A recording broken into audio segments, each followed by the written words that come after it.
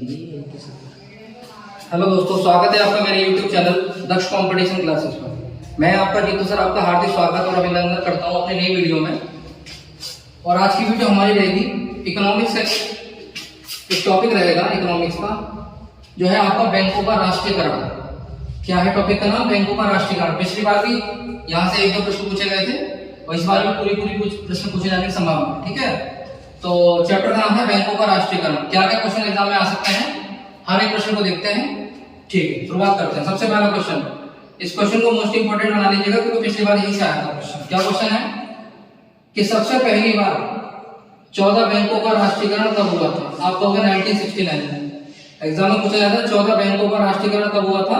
1969 में। उस समय भारत के पीएम कौन थे? तो इंदिरा गांधी। उस समय भारत के राष्ट्रपति कौन थे? तो वीवी गिरी। दोबारा रिपीट कर रहा हूं, 14 बैंकों का राष्ट्रीयकरण किस वर्ष हुआ था? तो 1969 में हुआ था। उस समय प्रधानमंत्री कौन थे? तो इंदिरा गांधी उस समय प्रधानमंत्री थी और राष्ट्रपति कौन थे? वीवी गिरी। एक क्वेश्चन और आता है 1969 में जब 14 बैंकों का राष्ट्रीयकरण हुआ था उस समय आरबीआई का गवर्नर कौन था? उस समय आरबीआई का गवर्नर कौन था? तो आरबीआई का गवर्नर था एल.के. झा। क्या था? LK. Jha RBI governor. RBI की फुल फॉर्म बच्चों सबको पता होगी, रिजर्व बैंक ऑफ इंडिया, आप सबको पता होगा। और आरबीआई का हेडक्वार्टर कहां पड़ता है? मुंबई में आरबीआई का हेडक्वार्टर पड़ता है। दूसरी चीज आती है 1980 में 6 बैंकों का राष्ट्रीयकरण हुआ था। 1980 में 6 बैंकों का राष्ट्रीयकरण हुआ था।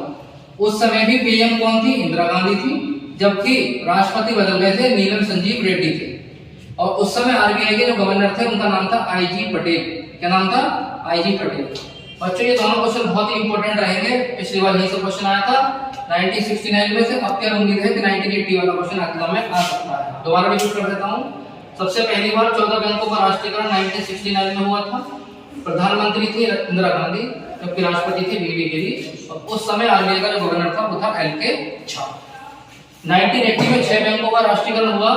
उस समय भी प्रधानमंत्री थी इंदिरा गांधी, जबकि राष्ट्रपति थे नीलम संजीव रेड्डी और आरबीआई गवर्नर थे आई.जी. पटेल। यहाँ तक बच्चों सबके समझ में आ गया होगा। एक क्वेश्चन याद कर लेना आप लोग, वर्तमान में कुल कितनी बैंकें हैं? वर्तमान में कुल कितनी राष्ट्रीयकृत बैंकें हैं? आंसर आपका लगेगा कितनी है? 12 है। पहले हमारी 20 हुआ करती थी, लेकिन कुछ हमारी मर्ज होकर के कम हो गई है। तो अब कितनी है? 12 हमारी राष्ट्रीयकृत बैंकें। एग्जाम में आए कि वर्तमान में कितनी राष्ट्रीयकृत बैंकें हैं, तो आपका आंसर लगेगा 12 राष्ट्रीयकृत बैंकें हैं। ठीक है जी, आगे बढ़ते हैं। इंपीरियल बैंक बहुत पूछी जाती है एग्जाम में। इंपीरियल बैंक की स्थापना हुई थी 1921 में। कब हुई थी? 1921 में, जिसे अब एसबीआई के नाम से जाना जाता है, जिसे अब एसबीआई कहते हैं। एग्जाम में आता है क्वेश्चन एसबीआई का पुराना नाम क्या था? तो आप कहोगे इंपीरियल बैंक ऑफ इंडिया। 1921 में इंपीरियल बैंक की स्थापना हुई थी, जबकि इसका नाम बदल के एसबीआई कब हुआ था? 1955 में। कब? 1 जुलाई। एग्जाम में आए एसबीआई का राष्ट्रीयकरण कब हुआ? तो 1955 में। कब? 1 जुलाई 1955 में इंपीरियल का बैंक का नाम बदलकर एसबीआई बना। और ये कब बना? किस समिति की सिफारिश पर? गोरावाला समिति की सिफारिश पर। एसबीआई बैंक का राष्ट्रीयकरण कब हुआ? 1955 में, गोरावाला समिति की सिफारिश पर। और एसबीआई का पुराना नाम जो था इंपीरियल बैंक ऑफ इंडिया। ठीक है बच्चों, आगे बढ़ते हैं। 2017 में एसबीआई के सभी समूह को मर्ज कर दिया गया। क्या मतलब है इसका? आपने देखा होगा state bank of Patiala, state bank of, बहुत सारी स्टेट बैंक थी हमारी जो अलग अलग शाखाओं में विभाजित थी। उन सभी को एक जगह मर्ज करके एसबीआई का नाम दे दिया गया। एसबीआई ऑफ पटियाला अलग कर थी, वो हटा दी, वो सब मिलकर के एक ही हो गया। तो ये ध्यान रखिए, एग्जाम में क्वेश्चन आए एसबीआई सभी समूह मर्ज कब हुए थे एसबीआई में? आकर के 2017 में। ठीक है बच्चों, 2019 को देखो। 2019 में बीओबी, देना बैंक और विजया बैंक का विलय हो गया था एक साथ। मतलब बीओबी, देना और विजया, देना और विजय मिलकर के बीओबी में आ गई थी और तीनों मर्ज होकर के एक बैंक बन गई थी। अब पूछा जाए देना बैंक का विलय किसमें हुआ? बीओबी में। और विजया बैंक का विलय किसके हुआ? बीओबी में। बीओबी मतलब बैंक ऑफ बड़ौदा। पूछा जाए बैंक ऑफ बड़ौदा का हेडक्वार्टर कहां है? आप कहोगे बड़ोदरा। बच्चों को अगर बड़ौदा ऑप्शन में नहीं आता है तो बड़ोदरा की जगह आपको ये ऑप्शन में मिलेगा गुजरात। बड़ोदरा कहां पड़ता है? गुजरात में पड़ता है। ठीक है, आपको ये भी याद रखना है, बड़ोदरा कहां पड़ता है? गुजरात। ठीक है, 2020 आई, 2000 में पीएनबी में 2 बैंकों का विलय हुआ। विलय का मतलब मिलना, विलय का मतलब मिलना होता है। ओबीसी और यूनाइटेड बैंक ऑफ इंडिया का विलय पीएनबी में हो गया। किसमें हो गया? पीएनबी में हो गया। अच्छा, पीएनबी से क्वेश्चन आता है, कौन सा राजनेता पीएनबी का संस्थापक था? कौन सा राजनेता पीएनबी का संस्थापक था? ऑप्शन में आएंगे लाला लाजपत राय, सरदार पटेल, महात्मा गांधी या जवाहरलाल नेहरू। तो ये क्वेश्चन बड़ा इंपॉर्टेंट है। पीएनबी का संस्थापक जो था वो लाला लाजपत राय थे। कौन थे? लाला लाजपत राय को पीएनबी के संस्थापक के रूप में माना जाता है। याद कैसे रहेगा वो बता देता हूँ। पी से पंजाब, और पंजाब केसरी हम किसे कहते हैं? लाला लाजपत राय को कहते हैं पंजाब केसरी। शेर पंजाब किसे कहते हैं? लाला लाजपत राय को कहते हैं। जब ये दोनों इष्ट कहते हैं तो पीएनबी का संस्थापक भी कौन कहलाएगा? लाला लाजपत। अच्छा ठीक है, समझ में आ गया बच्चों सभी लोगों के? आगे बढ़ते हैं बेटा। 2020 में पीएनबी में दो लगा हुआ था, ओबीसी और यूनाइटेड बैंक। आगे बढ़ते हैं। ये आती है आपका यूनाइटेड बैंक। इसमें कौन सी दो बैंकों का विलय हुआ था? एक थी आंध्रा बैंक, एक थी कॉर्पोरेशन बैंक। ये विलय वाले क्वेश्चन आप जरूर याद रखना, इस बार हो सकता है विलय से क्वेश्चन बन जाए, क्योंकि पिछली दोनों पैटर्न में विलय से कोई क्वेश्चन नहीं आता है। तो आंध्रा बैंक का विलय किसमें हुआ? यूनाइटेड बैंक में। कॉर्पोरेशन बैंक का विलय किसमें हुआ? यूनाइटेड बैंक में। केनरा बैंक का याद करना। सिंडिकेट बैंक का विलय किसमें हुआ है? केनरा बैंक में।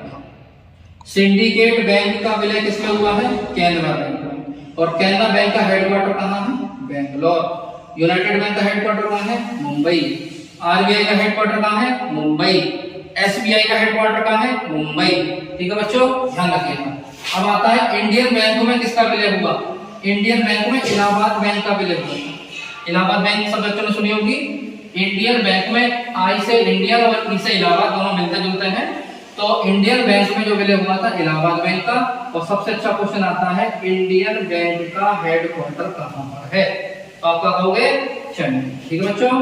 अगला क्वेश्चन आता है, सार्वजनिक क्षेत्र का सबसे बड़ा बैंक। तो आपको क्या लगाना है?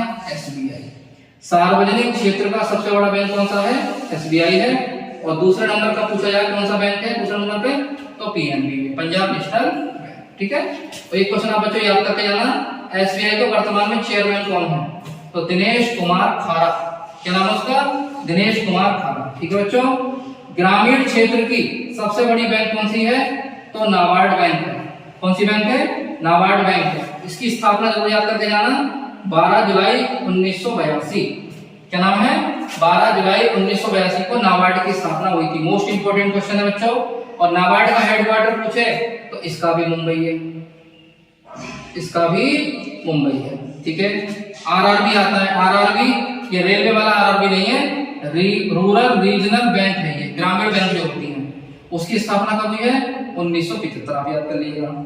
IDBI industrial development bank of India. दोबारा रिपीट कर रहा हूं बच्चों, industrial development bank of India की स्थापना कब हुई थी? 1964 में। हेडक्वार्टर कहाँ है? मुंबई में। ठीक है बच्चों, इसको जरूर याद रखना। लेकिन एक क्वेश्चन और आता है, आईडीबीआई राष्ट्रीयकृत बैंक कब बनी? तो 2004 में। ये लिखा हुआ बच्चों। आईडीबीआई की स्थापना पूछे 1964 है, जबकि आईडीबीआई राष्ट्रीयकृत बैंक कब बनी थी? तो 2004 में बनी थी। ये दोनों डेट आपके लिए इंपोर्टेंट रहेंगी। ये 2004 वाली ज्यादा इंपोर्टेंट है। ठीक है बच्चों। एक क्वेश्चन जरूर याद करके जाना, 1 रुपए के नोट पर किसके हस्ताक्षर होते हैं? तो आप कहोगे वित्त सचिव के। इसके अलावा जो होते हैं वो आरबीआई गवर्नर के होते हैं। इसके अलावा जो हस्ताक्षर होते हैं वो आरबीआई गवर्नर के होते हैं। और अगले क्वेश्चन का आंसर आप लोग कमेंट बॉक्स में देना कि वर्तमान में आरबीआई का गवर्नर है कौन और कौन से नंबर का है। क्या बोला मैंने? आरबीआई का गवर्नर कौन है और कौन से नंबर का है, इसका आंसर आपको कमेंट बॉक्स में देना है। इसका आंसर जो है मैं अगली वीडियो में देखूंगा, चेक करूंगा किस किसने इसका आंसर दिया है, और अगर गलत होगा तो आपको सही उत्तर भी बताया जाएगा नेक्स्ट वीडियो में। तो जरूर आप कमेंट करके बताएं कि आरबीआई का वर्तमान में गवर्नर कौन है और कौन से नंबर का है, ये आपको ध्यान रखना है। ठीक है बच्चों। एक क्वेश्चन ये आता है एग्जाम में, करेंसी। करेंसी मतलब पैसा। करेंसी छापने की मशीन कहां पर लगी हुई है? कहां पर आरबीआई अपनी करेंसी छपवाता है? तो जगह का नाम है देवास। कहां पर पड़ती है? मध्य प्रदेश में। कहां पर पड़ती है? मध्य प्रदेश में देवास नामक जगह पर करेंसी प्रिंटिंग प्रेस विद्यमान है, जहां पर हमारी करेंसी को बनाया जाता है या छापा जाता है। यहां तक बच्चों सबके समझ में आ गई होगी। ठीक है, एक क्वेश्चन आप याद कर लेना, प्लास्टिक मनी। प्लास्टिक मनी के अंतर्गत क्या क्या आता है? तो आपको होगा डेबिट कार्ड, डीसी मतलब डेबिट कार्ड, क्रेडिट कार्ड और ATM. Debit card, credit card और एटीएम, ये तीनों चीजें आपकी प्लास्टिक मनी के अंतर्गत आती है। और एक क्वेश्चन और याद करना, प्लास्टिक मनी का सबसे पहले प्रयोग करने वाला देश कौन सा था? कौन सा था? ऑस्ट्रेलिया था। प्लास्टिक मनी का सबसे पहले प्रयोग किसने किया? ऑस्ट्रेलिया ने किया। ठीक है बच्चों, अगला क्वेश्चन आप सुन सकते हो कि ऑस्ट्रेलिया की कैपिटल क्या है? कौन बता रहा है ऑस्ट्रेलिया की कैपिटल? कमेंट बॉक्स में लिखना, मैं आपको यहाँ लिख देता हूँ। ऑस्ट्रेलिया की कैपिटल का नाम जो है वो क्या है? कैनबरा। क्या नाम है? कैनबरा। बच्चों ये क्वेश्चन ध्यान रखना, ऑस्ट्रेलिया की कैपिटल पूछी जाती है तो कैनबरा। ठीक है बच्चों, एटीएम की फुल फॉर्म आपको कमेंट बॉक्स में देना है, क्योंकि एटीएम की फुल फॉर्म गलत हो जाती है। आपको लोगों को लगेगा ऑटोमेटिक टेलर मशीन, जबकि गलत हो जाएगा। सही आंसर आप कमेंट बॉक्स में लिखेंगे, अगर गलत होगा तो मैं आपको नेक्स्ट वीडियो में इसका भी आंसर बताऊंगा। एक हिंट दे देता हूं, स्पेलिंग लिख दीजिएगा, ऑटोमेटेड टेलर मशीन इसकी फुल फॉर्म होती है। क्या होती है? ऑटोमेटेड टेलर मशीन इसकी फुल फॉर्म होती है। कमेंट बॉक्स में कर देना। तो बच्चों इस चैप्टर में केवल आपको इतना ही पढ़ना है, बैंकों के राष्ट्रीयकरण में केवल आप इतना भी पढ़ जाएंगे तो अगर क्वेश्चन अगर आया तो इसी से आया। ठीक है बच्चों।